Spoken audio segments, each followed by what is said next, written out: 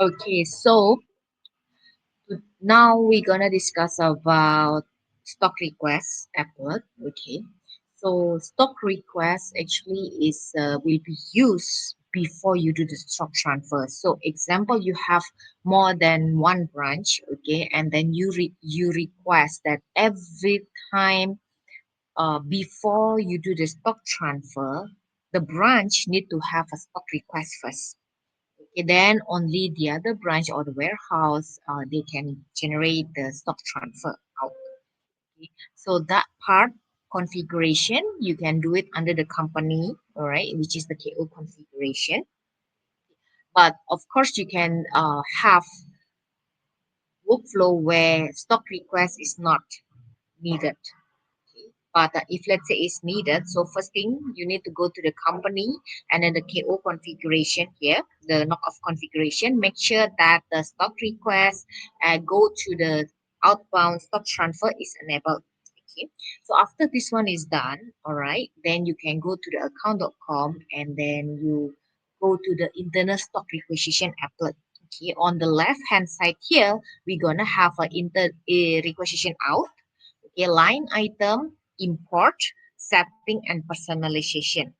Every time you click on the applet, this is will be the first UI. Okay, where plus equally that you want to create new, the advanced search.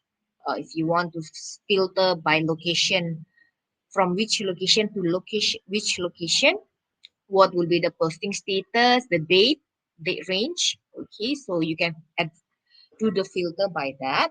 So if not, then you just leave it. And then there will be a posting status over here.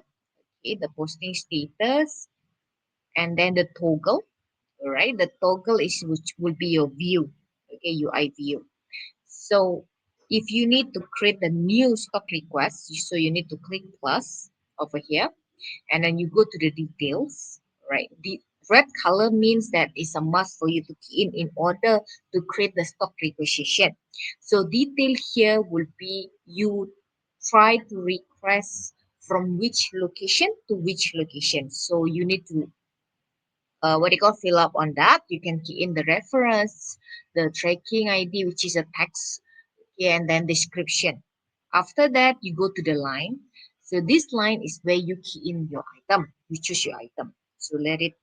You need to click plus, or you can scan the in code. Okay. So this is one of the sample that created.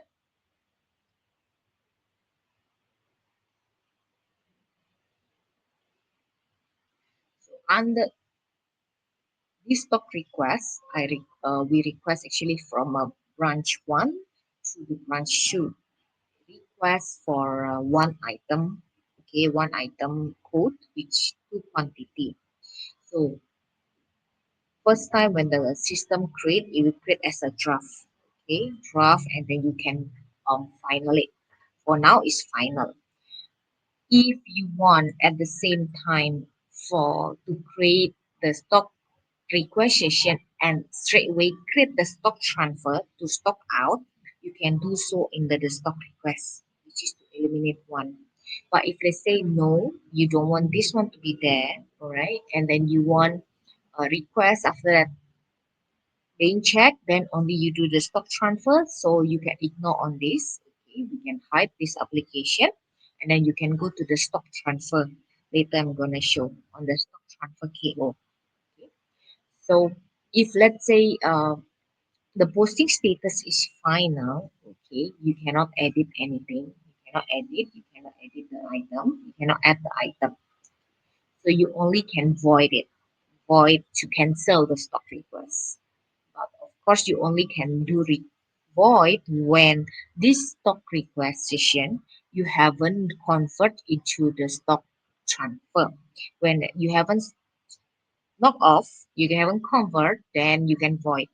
Okay, you can void the stock requisition. So over here, you gonna see the doc link, right? This doc link is a from and to. So if you are using stock requisition and then you convert to the stock transfer, under this doc link, the from will be empty because stock requisition will be your starting transaction. Okay, but your two over here, it will be the stock transfer. Okay, stock transfer. And then attachment, if you want to attach any document for supporting document, okay, so you can click plus and add. And then export here when you want to reprint. Okay, you want to reprint the stock requisition. So if you can see now, I have two UI which is side by side. So if you see here, is show you two, right? So if let's say you find out that this side on the right hand side actually is very small, okay, so you can play with the toggle. So you put it into one, all right, so it will become larger. Okay, it become one UI. So every time you click plus or anything, it become one instead of side by side.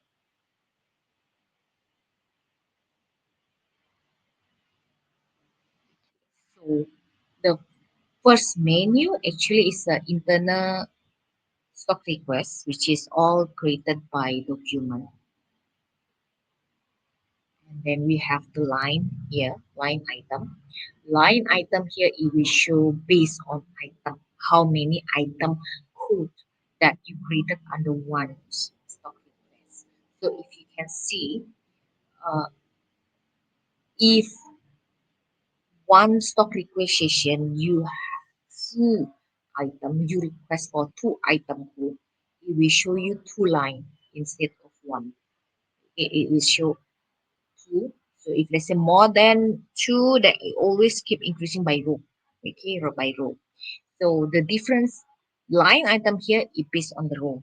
Okay, because it's based on the item code. But the stock requisition out over here is based on document level, transaction level. How many transaction? Okay, how many transaction?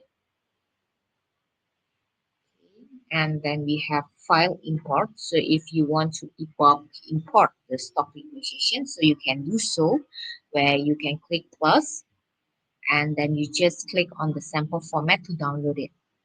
Okay, download. So the right hand side over here is a mandatory data you need.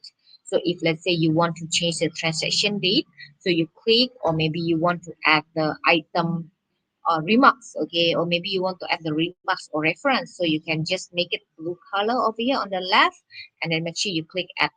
Okay, then you click export, so it will download as a PDF, sorry, and the Excel file.